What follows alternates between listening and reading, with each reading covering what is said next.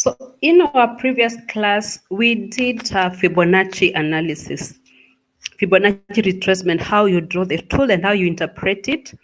And we said you're going to use Fibonacci. We use it to decide where to enter our trade, to decide where to place our stop loss, and where to place our take profit. And we said for a downtrending market, you have to draw your Fibonacci from high to down, all right? So you will go to where the Fibonacci is, click on it, downtrending market, this is the high, click there, then you drag without releasing the cursor. Now you're holding the mouse. You release it at the very bottom. Then it generates these lines, all right? That's a downtrending market. So maybe if we came in the market or somewhere here, all right? Let's say we came in when the market was here, and because now the market has started reversing. So I want to know how deep is the market going to reverse for me to enter my trade, all right? So once you draw it now, we decide where to wait for the market, okay? So in this case, it came up to 61. So it means you should have sold here, right? You should have sold at this level. You sell here because you expect it. So we sell at the high. We cannot just come in, then you sell where the market is. Give the market time to give you a signal to reverse to where your area of interest. So you want to see how do you determine your area of interest? How, if you find the market is at the first arrow here, how do you know how deep is the market is going to reverse for you to wait for it there? Remember, we say that stop loss must be above the 100. We also say above the structure. Yeah, the previous high should always be above the previous high. Because you're saying if the market is obeying the rules of a downtrending market, the next high should be lower than the previous high. So unless the market is reversing, we don't expect it to trigger our stop loss. We don't expect it to go above the previous high. All right, we expect it to just go a little bit high, then resume the downward trend. So that's how we take ourselves, that's how we take our stop loss. But how do we know where to place our take profit? Today we're going to see various ways of how to do that. And one of them is also using the Fibonacci, but this time is what we call Fibonacci extension. If you draw yours, yours only runs from 100 to 0. But you can see mine after 0, it has 127. Let me make it a little bit bold for you to see.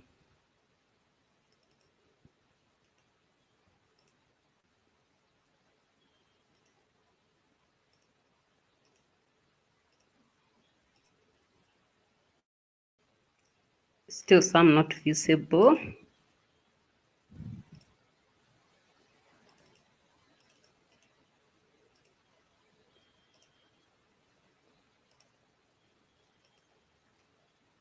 I think you can see, oh, if I just drag it up and about, let me just, yes, make it like that, just for you, yes. You can see, when you draw yours right now, it runs from 100 to 0, but mine has 127.2, 138.2, 161, it can go to up to 178, 200 and like that. So from 0 downwards is what we call Fibonacci extensions. For MT4, these Fibonacci extensions are not built in. What MT4 has is Fibonacci expansions, which we don't use in our analysis. So what you do at your own time, you will have to add manually the extensions, because we use the extensions to set up our profit, all right? So if we sold here, this is a sell, right? We sell there.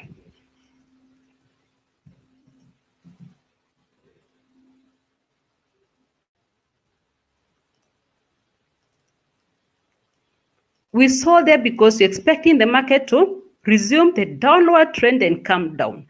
So we should place our take profit here at extension 127. EP at extension 127. And if you have more than one trade running, you can have different take profits, different TPs, all right? So you can put one at 127.2, another TP you can put it at 138. You can also have another TP at, if you have several trades running, all right? And you look at, we'll see how you can have several running when you're doing our risk analysis and the importance of breaking your trade into several small ones, all right? So you can see if I have 3 trades running and they are all sell, I can have the first trade TP to be at 127.2, second TP, remember the market is coming down, all right? So once it hits here, the first trade is close at a profit. If the market continues going down, then second trade is triggered, is closed at 138.2. Then the third one at 161.8. Okay, so how do you add these extensions? So to add extensions, you will double click on your Fibonacci.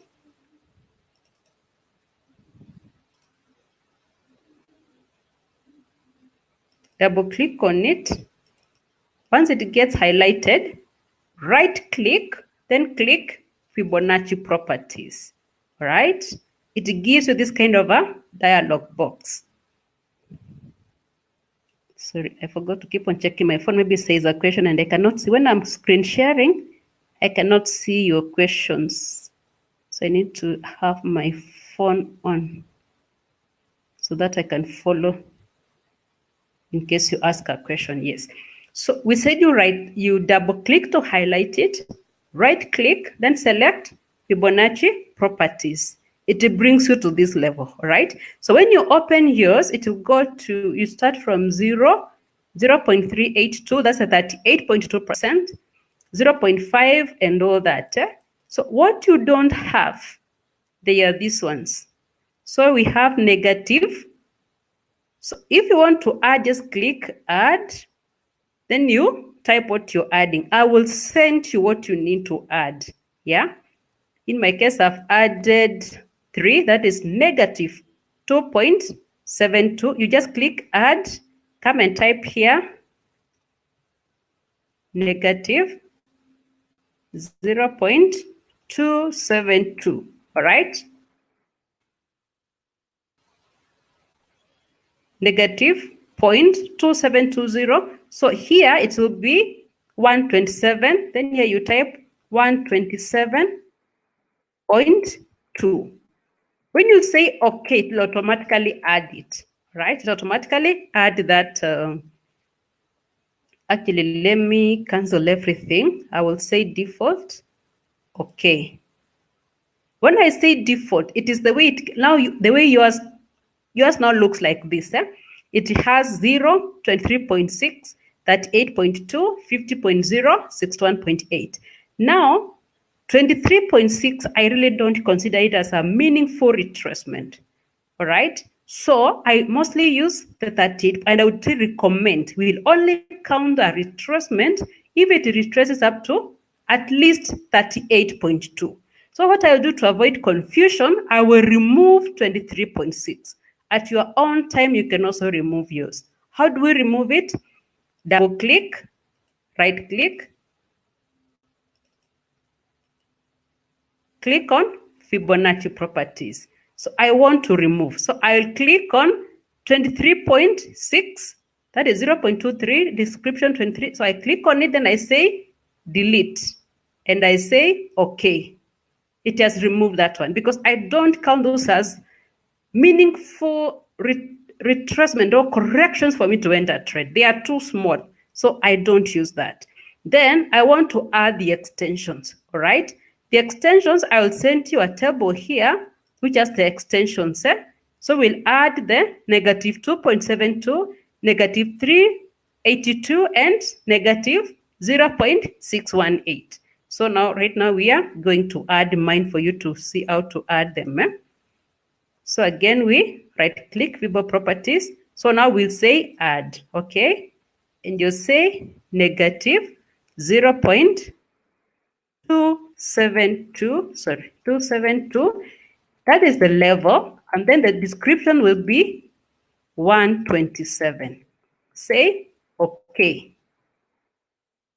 It has added, oh sorry, not just one, it 127.2.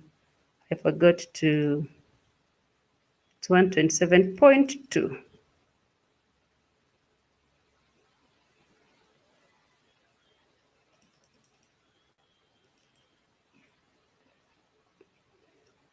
$127.2. Okay, you say okay. It appears like that. So we want to add 138 points. It should be 138 points. You see, it appears 0.382. So when you put negative, description should read as 138.2%. All right. So we are going to also add that one. Again, right click if it's still highlighted, FIBO properties. So we say we want to add another extension, which is negative 0.382. That is the FIBO level, and the description is 138.2. We say okay. All right. It has added there 138.2. These are extensions. This is where we set our TPs. Then the other one is 618, negative 0.618. Okay. So you come to your Fibonacci, right click, FIBO properties. Click add. It gives you the place to add.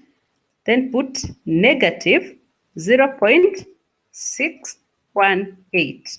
All right. The description you tell it is 161.8%. Then you say, okay.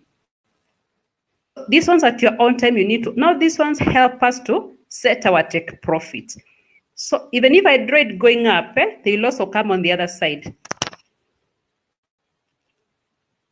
So if it's an uptrending market and I draw, because uptrending market, I'm supposed to buy, expect the market to go up. All right. So if I buy here, my take profit should be somewhere here at 127, 138, 161. So once you add them correctly, they always align themselves as per the way you've drawn them, depending on how the market is trending. Is it downtrending? Is it uptrending? All right. So over and above that, today we're also going to do what we call harmonics. And before we do that, the other way to also know how deep the market is going to correct, there's what we call harmonic ratios. The market is believed to follow certain patterns as it moves. So before we go there, we'll go back to the presentation. We studied that, then we'll come to draw all that one here. All right. So let me just end screen sharing first. We go and cover the harmonics, then I'll come and now show you all that here.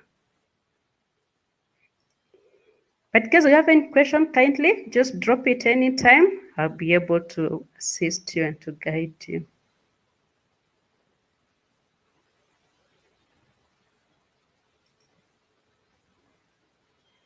So today we are going to cover harmonics.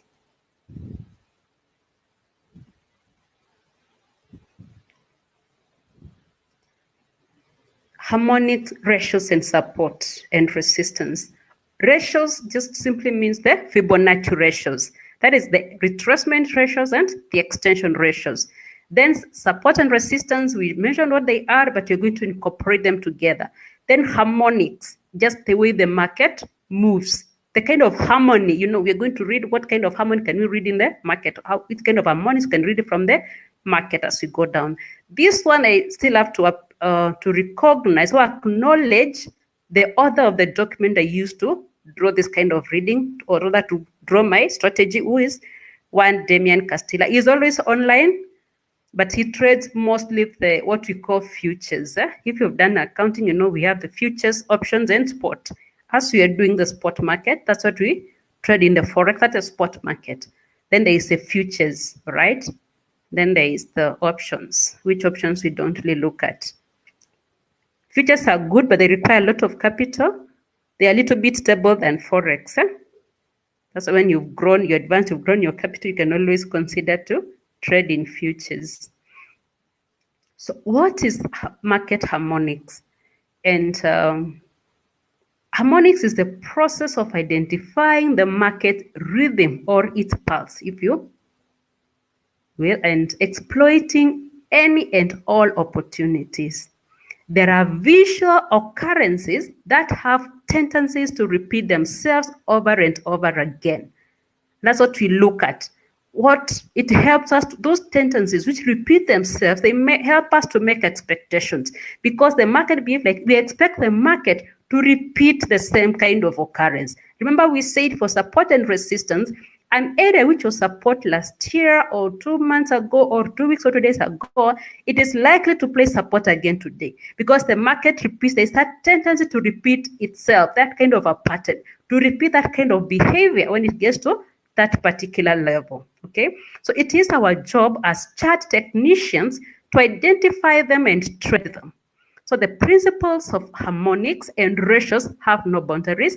They can be applied to any instrument or time frame.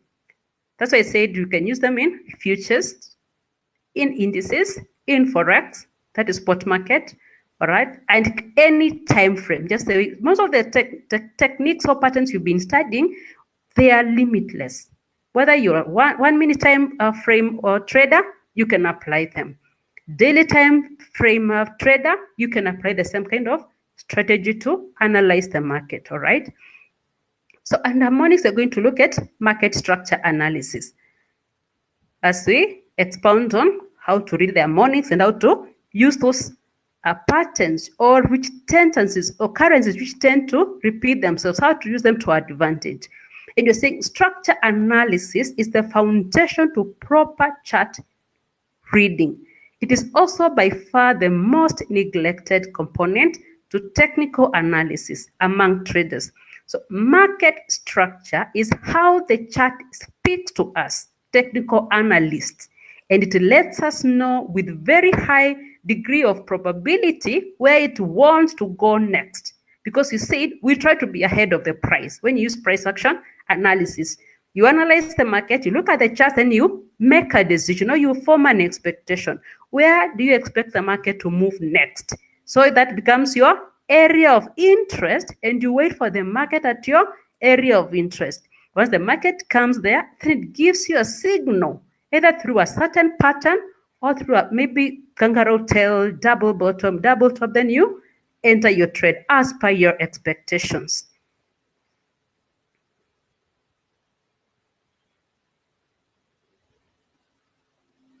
So market structure is much more than horizontal lines that indicate support or resistance. We've seen support and resistance, or a more complex level areas of supply and demand. So performing proper and meaningful structure analysis, it details the proper identification of certain structural landmarks, the relevance of those landmarks, and the proper expectation that derives from the combination of these three components. So here, just looks like stories. So to study market structure, we are going to see what are the key things, what are the landmarks, which help us to know the market is trying to communicate to us, and it helps us to form expectations. So when I see this, what next? You know, like you're going on a safari and these are the landmarks. You'll see a tall building, then from the tall building, you see another river. So once you see the tall building, what do you expect next to see? A river. Then what next? You will, so it is like it gives us a direction where the market is going and what to expect ahead of the market. So where do we wait for the market? Yeah, what is our area of interest? So you're going to look at the three main components of the market structure analysis, which form the landmarks of this analysis, which helps us to track out where the market is going and where to expect it to go and where to wait for it, or where to form our area of interest, right? Now, remember, we began with trends, a downtrend and an uptrend, and I'll still emphasize on that. We trade as per the trend. So everything is built on that kind of a principle. downtrending market and uptrending market. Remember, for a downtrending market, the highs get lower and the lows get low. We saw that, right? For an uptrending market, the highs get higher, the lows get higher. Downtrending market highs, you can see high, lower high, lower high. The lows also getting lower. Uptrending market, the highs are getting higher, while the lows are getting higher. Now, in market structure analysis, every new lower low, we call it a new structure low.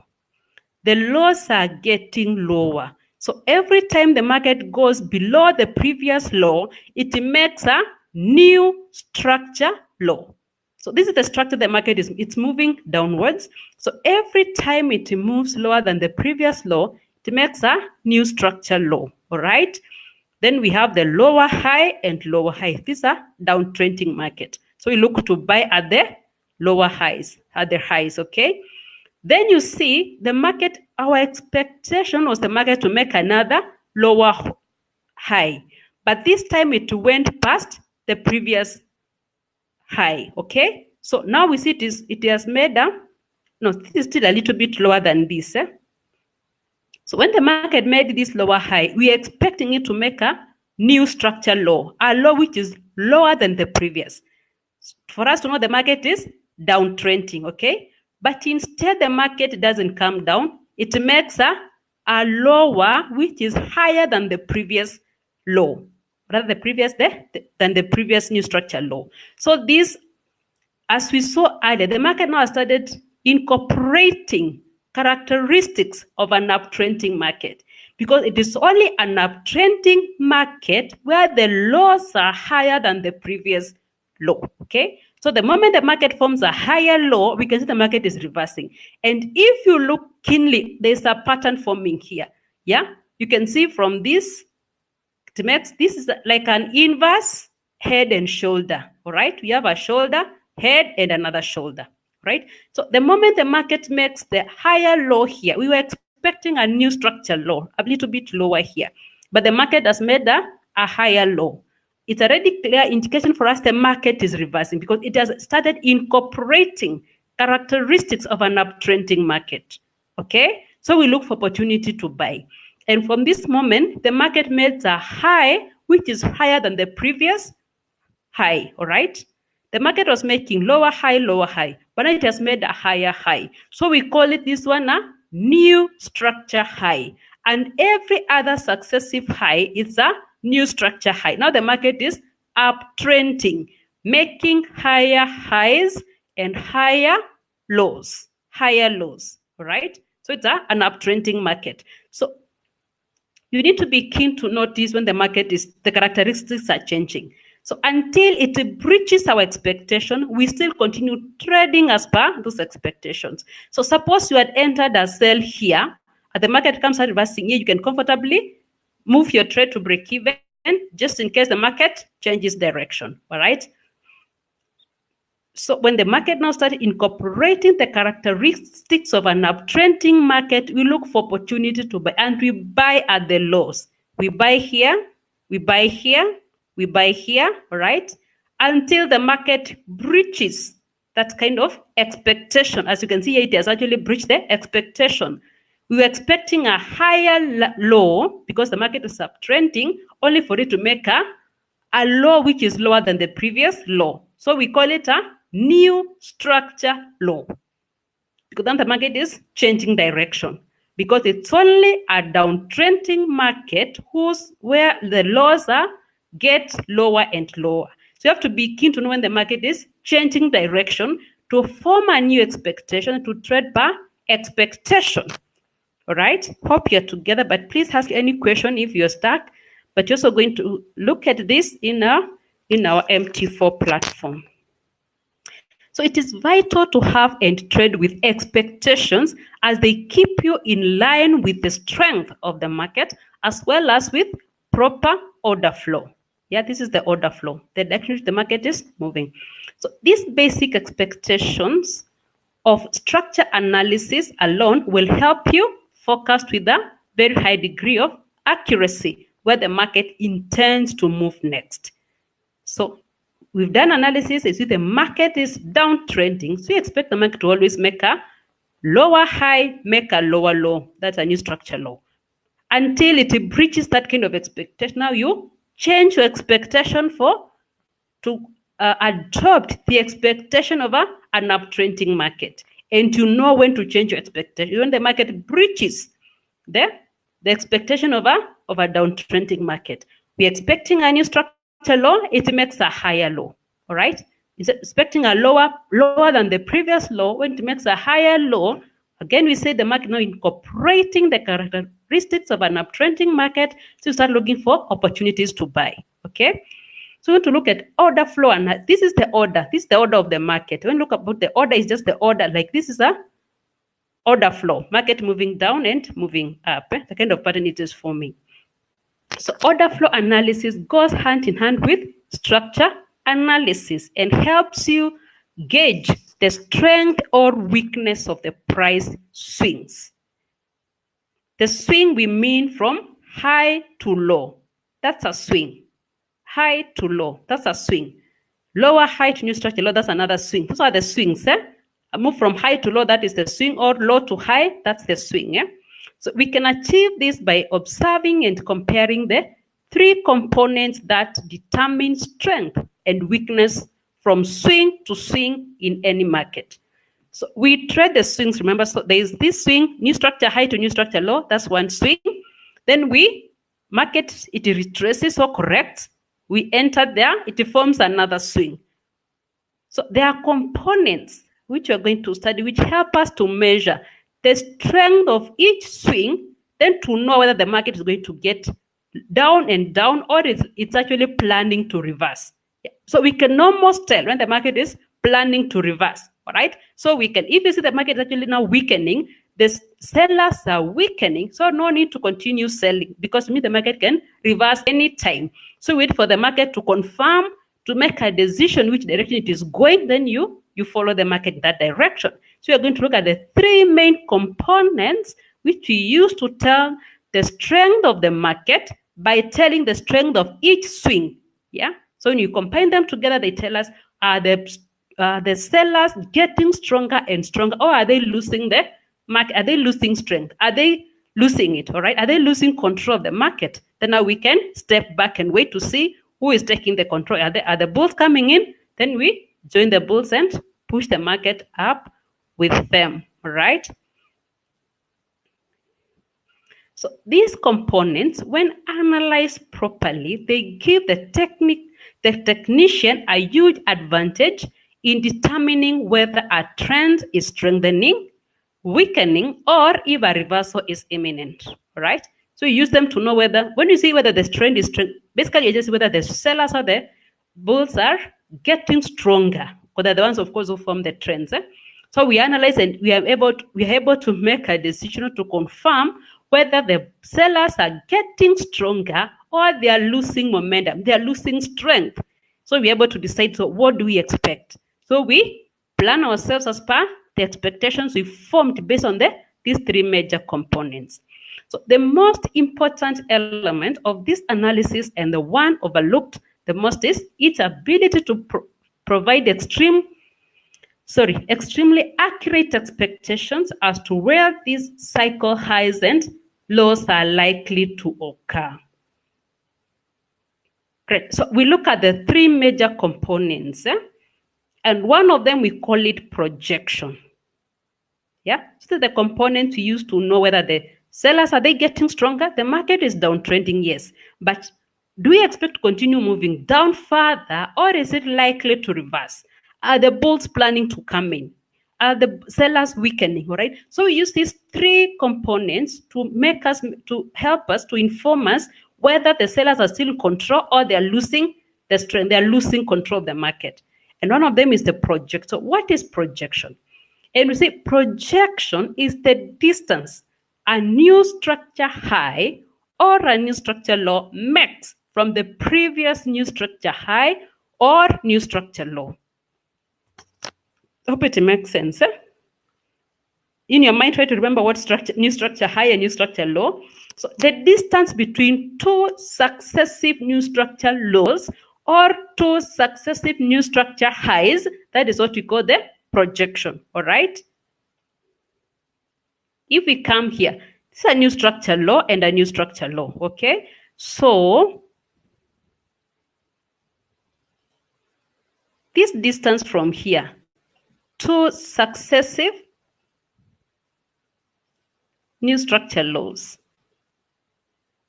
okay? This is the projection, right? Then two successive new structure highs. From here to the next new structure high, this is the projection, all right? So that is projection. Distance between the new structure low to the next new structure low, or the new structure high to the next new structure high. That is what we call projection. So you are saying projection is the distance a new structure high or new structure low makes from the previous new structure high or new structure low. The expectation from projection is that the stronger or longer the projection, the more strength behind price, and the shorter or weaker the expected correction. All right, did you get that?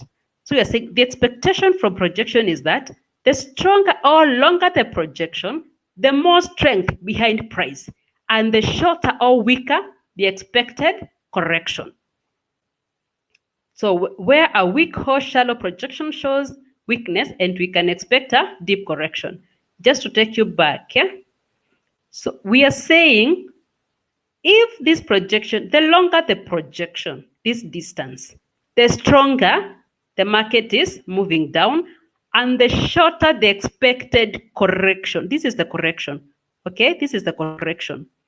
So if projection is longer compared to the previous projection, all right, because you have to compare, it is longer compared to which one, all right? If it is getting longer and longer from this to the next, yeah, to this other one here.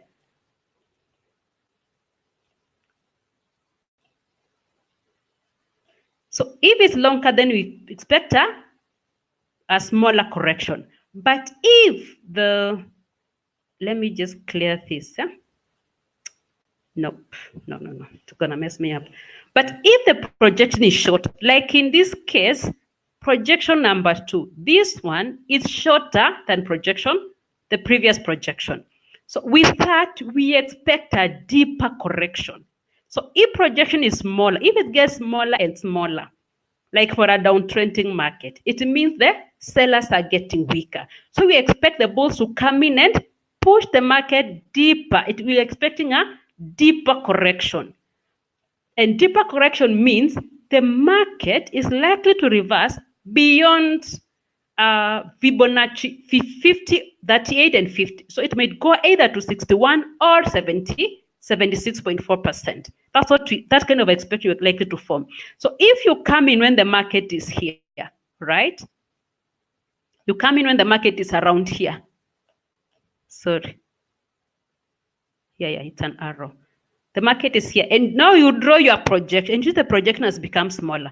So your expectation is that you expect the market to correct deeper. So once you draw your Fibonacci tools, all right, so you will only trade. You want to trade when the market has given you a signal beyond 50 or beyond 38%, somewhere at 61 points, because you're expecting a deeper correction. And deeper correction means the market will correct maybe to Fibonacci 61.8 or 76.4 or 78.6. You know, those numbers, like some systems use different ratios, but it's the same. It still remains the same, right?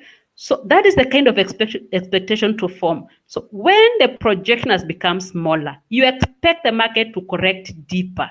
So your area of interest will be somewhere above Fibonacci 50%, right? And you're going to see all this.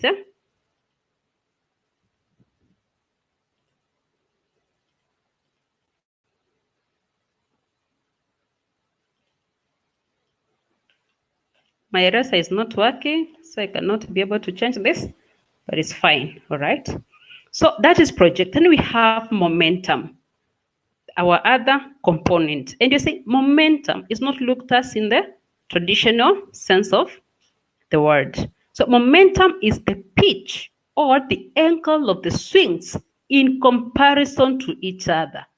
So you cannot just pick one of them, even projection. You have to compare the previous one. Is it getting longer or is it getting shorter? Same case with momentum. So it is the pitch or the angle of the swings in comparison to each other. So steeper angles in comparison to the previous swing are an indication of strength building. So the opposite is true. If there is a decline in pitch, as this signifies weakening in price action, okay? So if we go back to our drawing,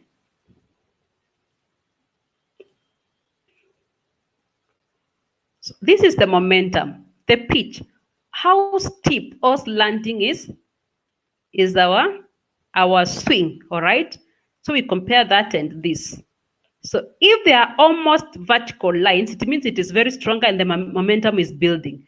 But if they are a little bit slanting, it means the sellers are losing control, all the bulls, if it's an uptrending market. So this is what we call the momentum, right?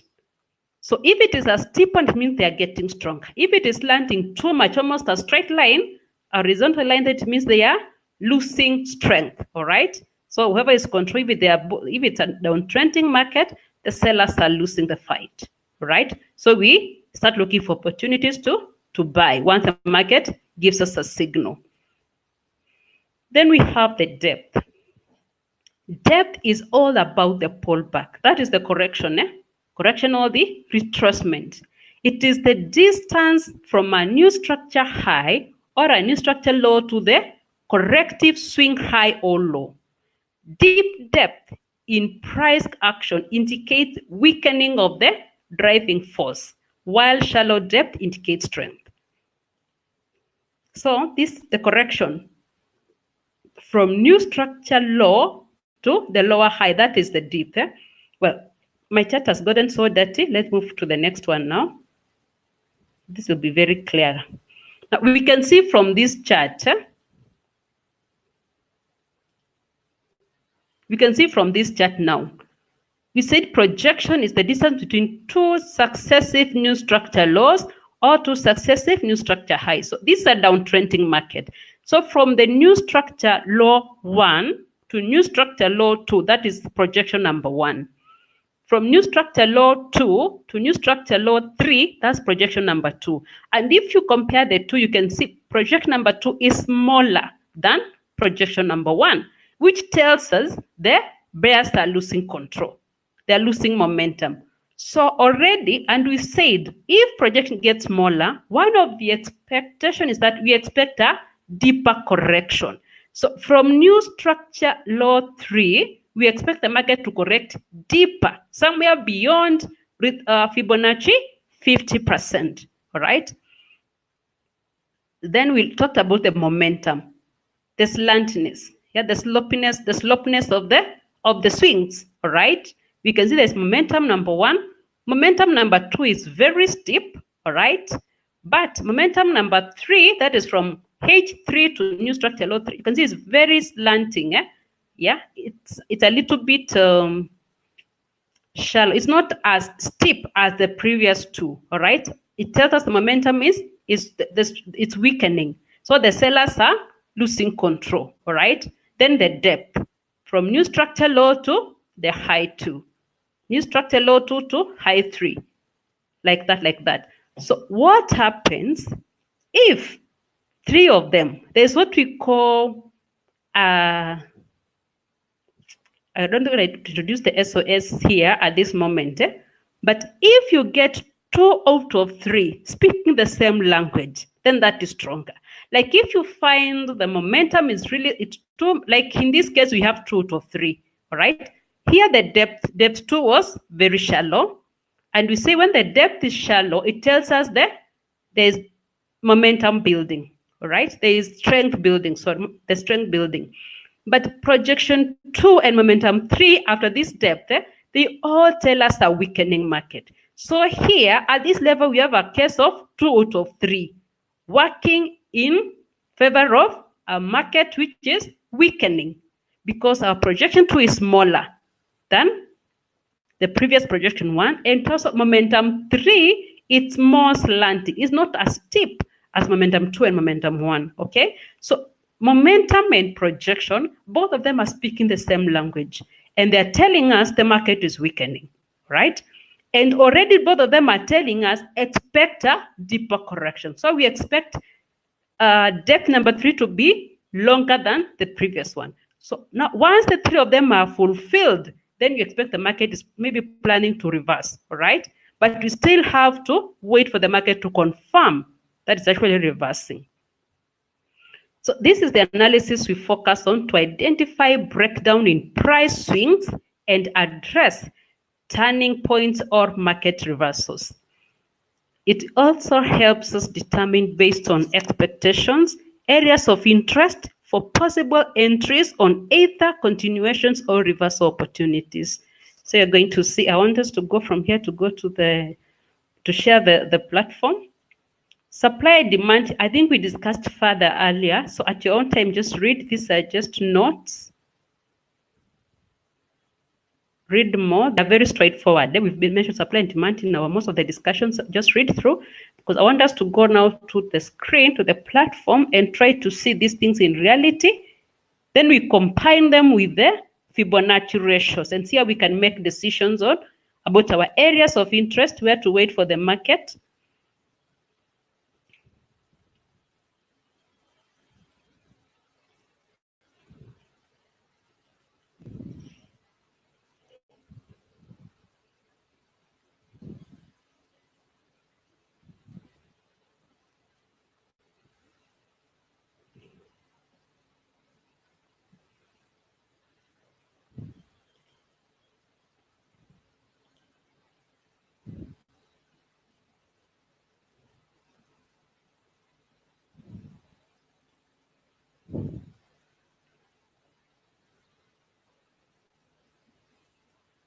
Great, sorry.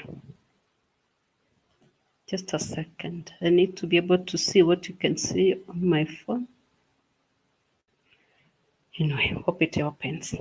So I want us to,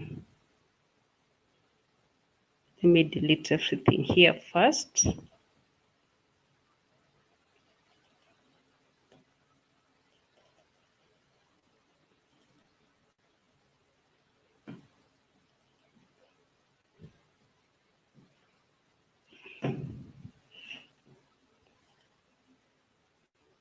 This one has really moved. It did not help us in our analysis. Let me look at one which is and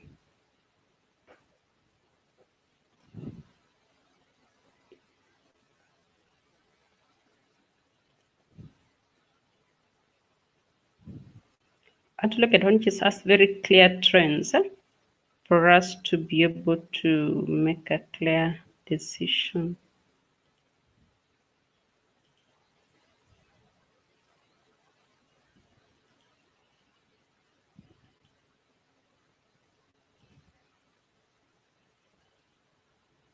We can actually use this. So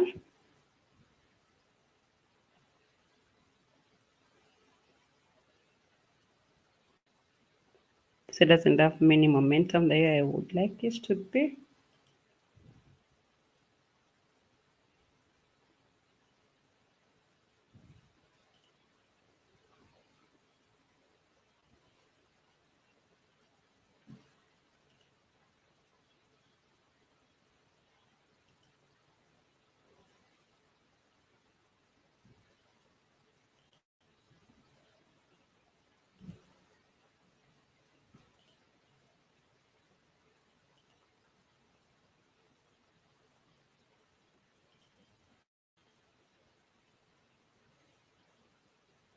Let me use this. Now from here,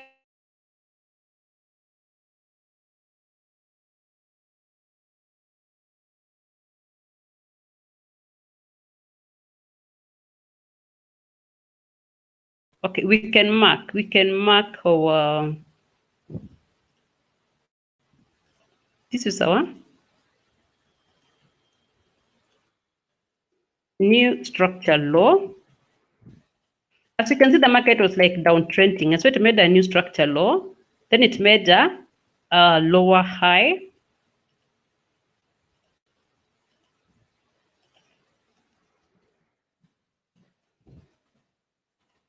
When it made this lower high, we're expecting the market to make another new structure. Look, can you see these colors? Or I make them red. Let me see if this would be okay.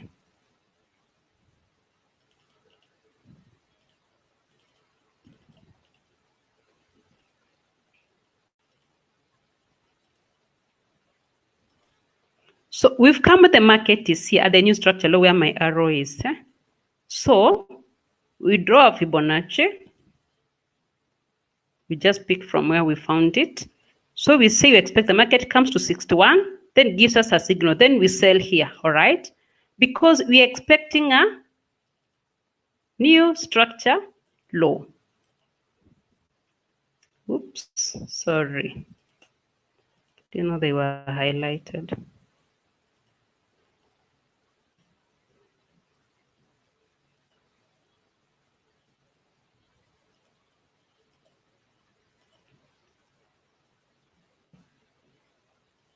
We expect the market to form a new from this lower high to make a new structure low, lower than the previous new structure low. But the market, it doesn't obey that. What happens if I don't delete anything again? The market makes a, this is the previous low, it makes a higher low, all right? So when we look at it, well, you might be taken out at a loss if you just sold it, which is fine. Not all the trades are profitable.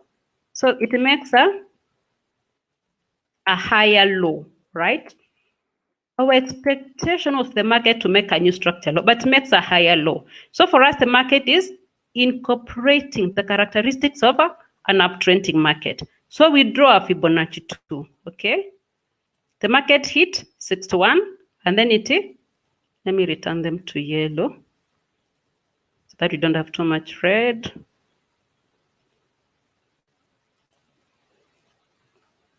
Okay, you draw Fibonacci. The market came here and then it, because it formed a higher low. Already it's an indicator the market now wants to move up. And we can see it actually reversed. It started moving up. And we can almost see something like a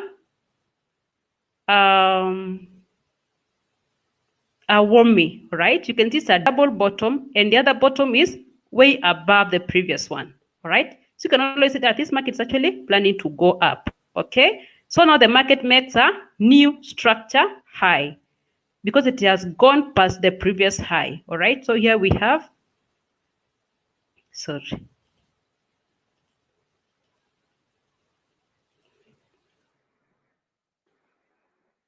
New structure high, okay? So now the market is uptrending. We are looking for opportunity to buy. So we ask ourselves, so where am I going to enter? The market is already here. I cannot buy here. I need to give the market chance to reverse, retrace, and give me a chance to buy when it is low, okay? So I will come and, first of all, we look at our projection. So from here to here, look at that projection, very strong. So telling us this market has a lot of force. Okay, look at that projection. This is our projection. Projection number 1. Very strong, telling us the market is really moving a lot of force. Then you look at our momentum. Look at this momentum compared to this momentum here. You can see the second one is very steep, all right? Telling us the market has a lot of force. So we are looking for opportunity to buy, okay? Then this is the depth, okay? This is the depth, all right? So we will come and now draw a Fibonacci. The market has shown us that it is reversing, we draw a Fibonacci. So because the projection is so strong and the momentum is so steep, right, compared to the previous one, so we expect a shallow correction. shallow depth. Shallow means anything between either to 38 or to 50 maximum, maybe not something. So we'll wait to buy around here. This is where we're going to wait for our market to come, then we can buy. So if we get a signal at 38, still fine, you can buy. Like this, we had a very strong bullish kangaroo tail here, which closed just on the line of 30. So you'd have actually bought here. But remember, even if you buy here, let's say you're able to enter your trade here. The market came in, you bought at 38. Fibonacci retracement, 38. There we buy, all right?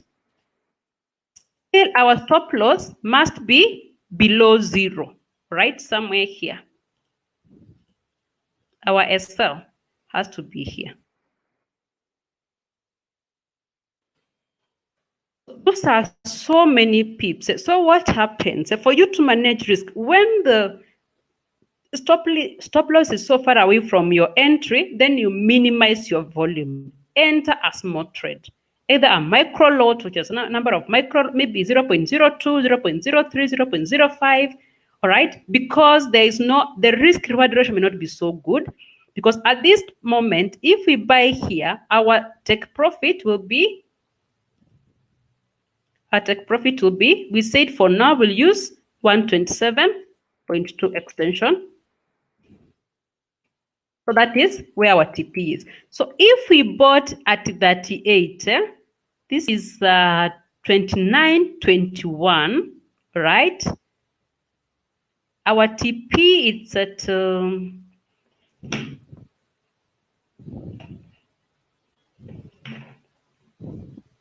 let me see if I can bring my calculator.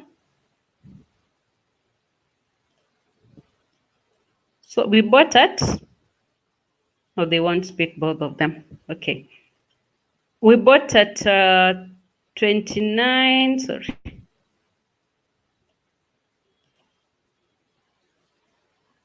29.21. Our TP is at 127, which is 29.48. That's roughly 27 points. That is 27 points, all right? And our stop loss, it's somewhere here at around 28.92. So our risk reward ratio is almost 1-to-1, which is still fine. If you want to take that risk, that is fine, all right? Then the other way of deciding where to place your take profit, let me remove all this. There's what we call ratios, yeah? And that is, we call it 1:1 harmonics. We say the market has tendency to repeat certain kind of, to repeat itself. Some tendencies repeat themselves. And one of them is the kind of moves the market makes, all right? So when the market makes such kind of a move, our expectation is that when the market retraces, it will make exactly the same kind of move. So this is what we call 1:1 harmonics. So you have to drag the same one. Okay, there's a way you can copy, but I've tried to copy, it doesn't copy. So there is that expectation. The market will always move in that kind of a rhythm. It will move in 1:1 harmonics. So if the market made this first move here, when it retraces from here, this level here, it retraces from here to, sorry, from, hey, it's not carrying anything. It retraces to here. We expect the market to make the same kind of a move, yeah, which is called 1:1 harmonics, all right? So our take profit, we can place it either at 127 or completion of 1:1. There are moments when you find the 1:1 coincides with the 127.2. That is a very strong indication the market likely to. You can say the market at 127. It's already planning to reverse. It's behaving in a manner it's really struggling to penetrate through, because the ratios also act like areas of support and resistance. All right. So, but if your 1:1 coincides with 127 or any other extensions, yeah, like in this case, it actually coincides with 138.2. The chances are once the market gets here, there's a higher probability the market is going to reverse if it's actually at all going to get to this level, okay?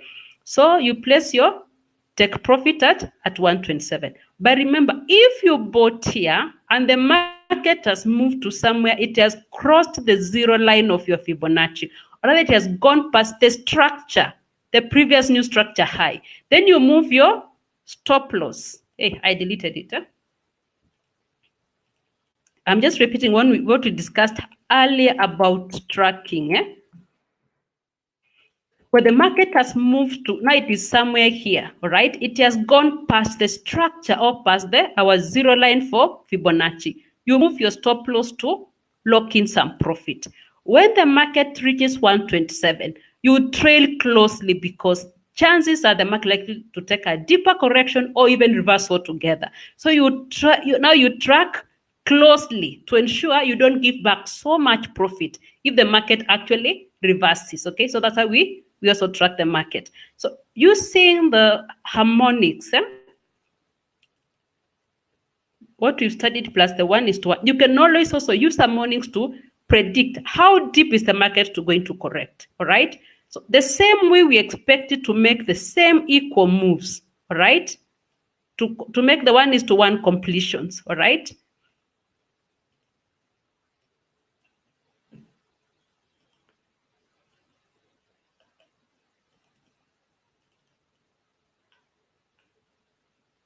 So when it comes to corrections, we also have that expectation. Should actually almost make the same kind of moves.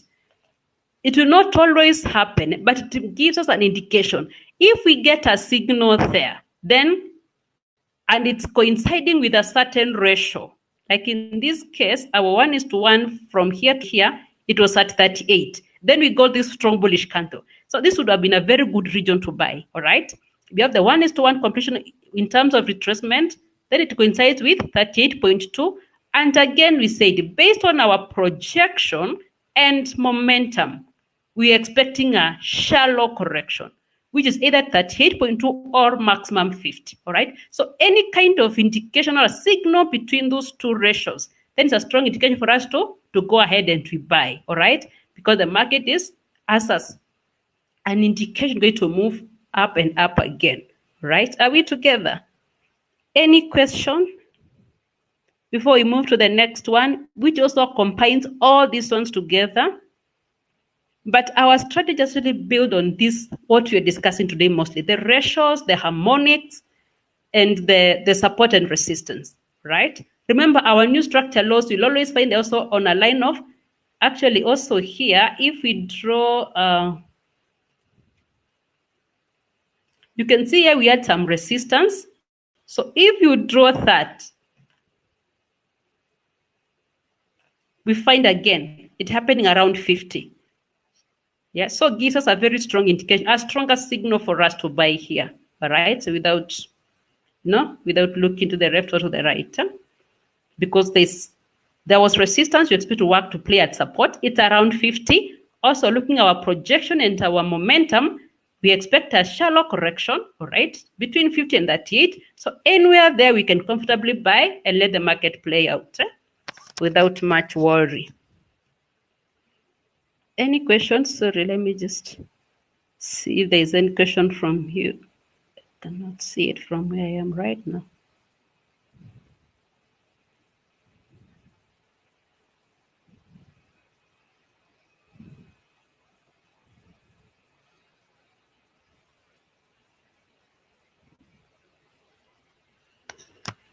Hope you understand that. But first, practice how to draw the Fibonacci's. Then at your own time, add the ratios. So I was telling you, I wanted to explain why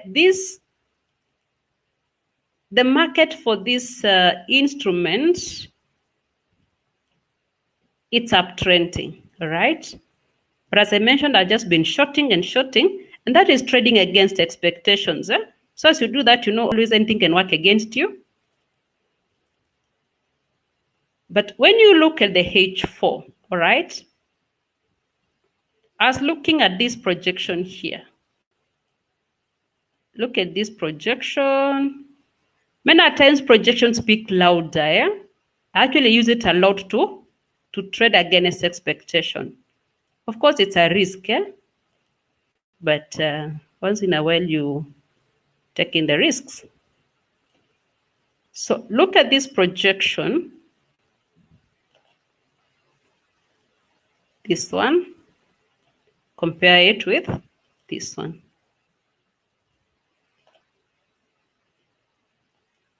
Okay. Also, the market is struggling. You can see from here the market, yes, the number of candles is really struggling to go up. That's why I kept on. Anytime it gave me a signal, like earlier on, I traded this H1. You can see there was a very strong, I think I shared this on our WhatsApp group. There was a very strong bearish kangaroo tail there at H1, all right? So I entered a trade. But because I'm trading against expectation, I also try to lock in. I move to break even as early as possible, all right? Because I know anything can happen. I'm trading against expectation, okay? So I moved to break even early to lock in profit, and I was taken out at around, just a few points, around 20 or thereabout, which is okay, all right? At least if it's profit, well and good. So also, when you're trading against expectation, when the price, and this is what made me be taken out, when the price gets to an area of resistance, which you expect to play support, then there you try to lock in more, okay? Trail so closely. If you're taken out, fine. But of course, it's good I tracked because you can see the market actually reverse at that moment. So if I never trailed so closely, I would have taken away at a loss, yet I was initially in a profit. So when you're trading against expectations, all right, against the trend, so you have to trail a little bit earlier and trail so closely to ensure you're safe, all right? So I traded that strong kangaroo tail there on the H1. So basically that's it about harmonics and ratios, but you're going to also analyze them further to see how they can work for us, okay? So we'll go to now look at confluence, areas of confluence, which again gives us the stronger indication or stronger signals of where to enter our trades, right?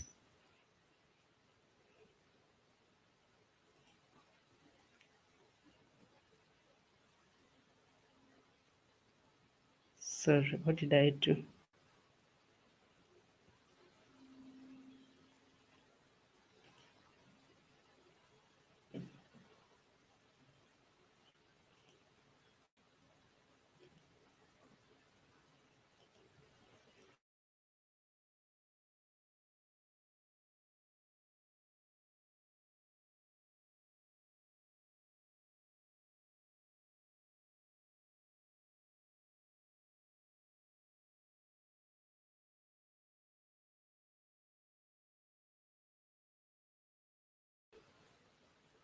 So we look at areas of areas of confluence.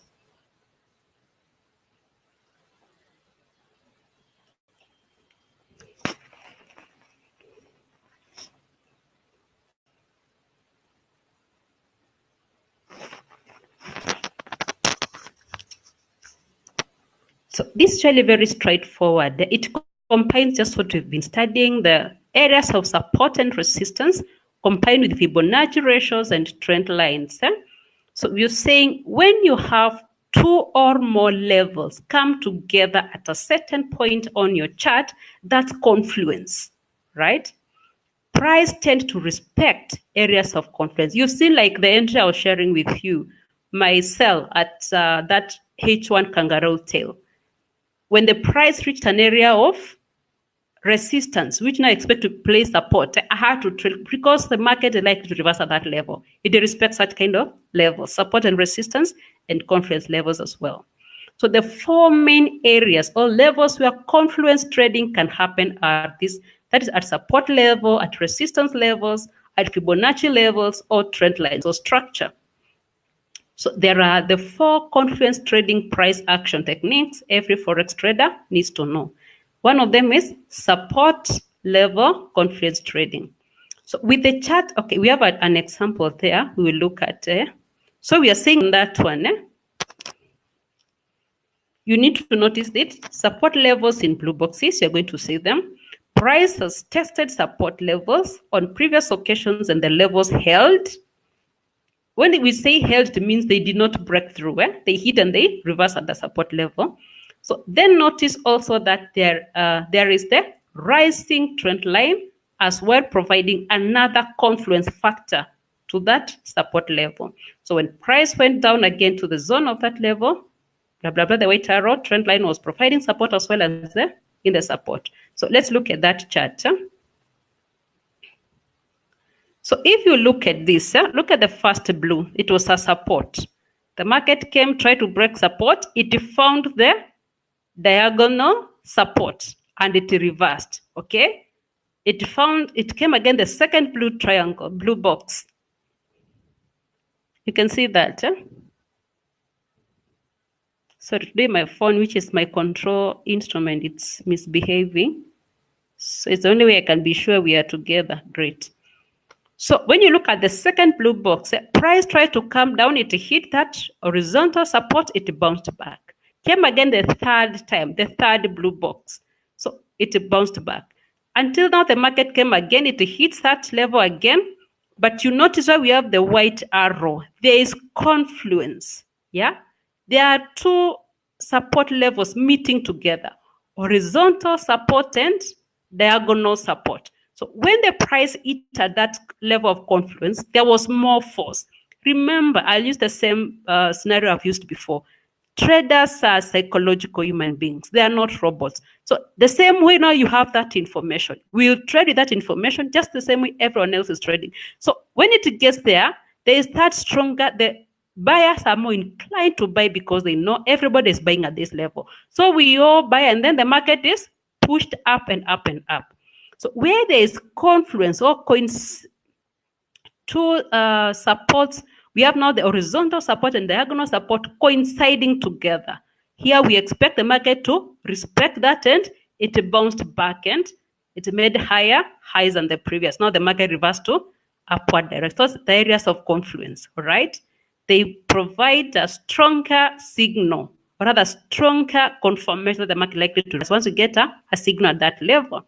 Then we have resistance level confluence trading.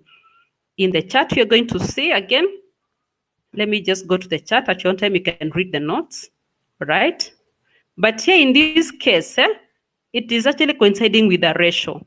So the confluence trading factor comes into play here when you notice that if you were to draw a Fibonacci retracement level, price actually turned down from the 38.2 Fibonacci level. So what you have here are two things, a resistance level and a Fibonacci. So we must have like two things coinciding together, all right, for us to take it at an area of confluence.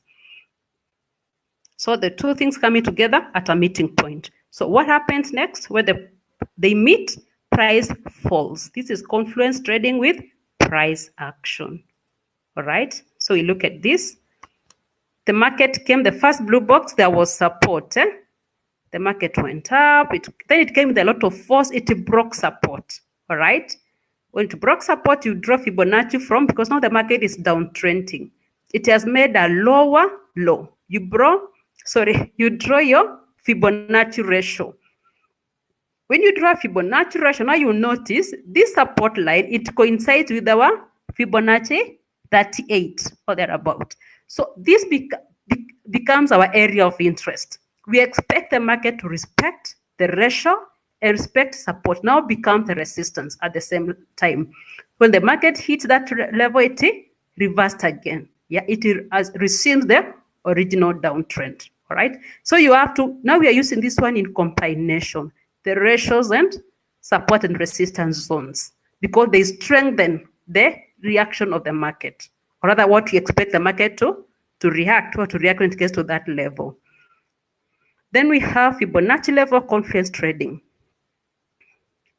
So in what you're going to see, price was in an uptrend and eventually it started to head back down.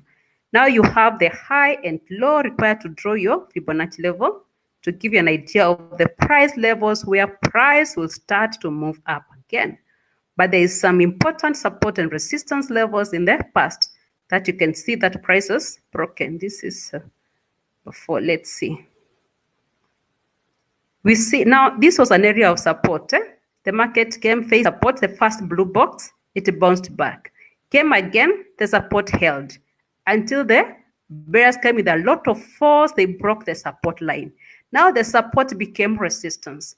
The third blue box, now that line is now operating as a resistance, and the market bounced back again. Then it formed what you can almost say is a double bottom, and the market reversed. All right. So the market now made a higher high. Okay. So we draw our Fibonacci to see. Now the market has reversed it going up. You can see already we had a double bottom.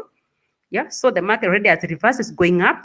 So we want to enter at the lowest price possible. So we wait for the market to reverse for us to enter. So we draw a Fibonacci, and then we expect this support to hold. All right. Then it coincides with our Fibonacci 61, at around 61, okay, or 50, thereabout. It's a zone, remember, not just one, but it's a zone, okay? So when the price came, you see a very strong rejection where we have the white arrow, all right? Because you expect the market to respect the ratio and respect support. So what happens? The market, so we should have actually bought at the white arrow, right? Where we have the confluence of support and ratios. So those are three so far we've discussed. Now we look at the fourth one, that is trend line confluence trading. So in the chart, you're going to see you could have drawn a trend line and waited for price to come up to it so you can sell as price hits the falling trend line. You could also have pulled up the Fibonacci retracement tool and seen that as soon as price hits the trend line, that level coincided with the Fibonacci 61.8 Fib level. So you have a trend line and price heading up to it. So on the price, that's confluence trend. Okay, we can see where we have the trend line, diagonal resistance. Okay, then we draw our Fibonacci. The market made a new structure low. Now it is retracing. So we want to know how deep is it going to reverse for us to be able to enter our entry. So you draw your diagonal resistance, then you draw a Fibonacci. Then you notice they coincide at 61. So when it gives you a signal at 61, you sell. So all this helps us to form an areas of interest. So where you expect the market to come and respond and react, yeah, either reverse altogether or resume the original trend. That's why we use the trend lines to work for us, right? And I think in the examples you were sharing, we discussed a bit on how we showed some of the areas where we actually depended on the trend line for me to be able to enter my trades or exit. So price action confluence trading is simply one technical analysis method of looking at the price in the Forex market and trading it. The real key to be able to trade price action confluence is to have the ability to spot the merging together of price when different things like support and resistance levels, trend lines, Fibonacci's, etc. all bring price to a clashing point. So the four confluence trading price action technique we've shown you are the ones that tend to appear more regularly. So now that you know what they look like, your job is to keep watching the charts to see if they form and then take trades on those confluence trading setups. So basically that's it about confluence trading. It can be very much advantageous if you just make use of it and you trade only on those levels. Well, I know today we've done so much. I know ABCD patterns are quite engaging.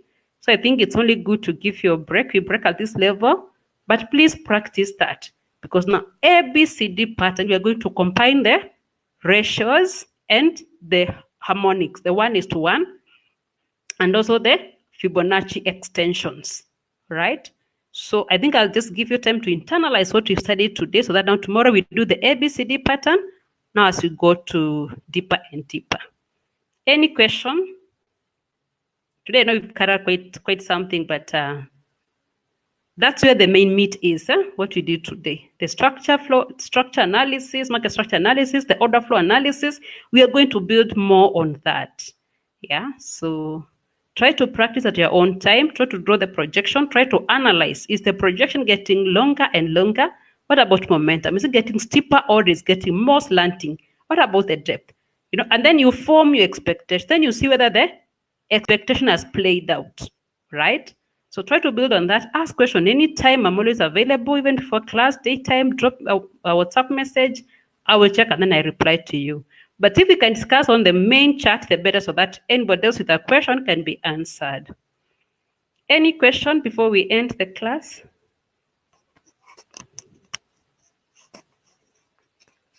Practice Fibonacci's, draws the resistance zones, the support zones.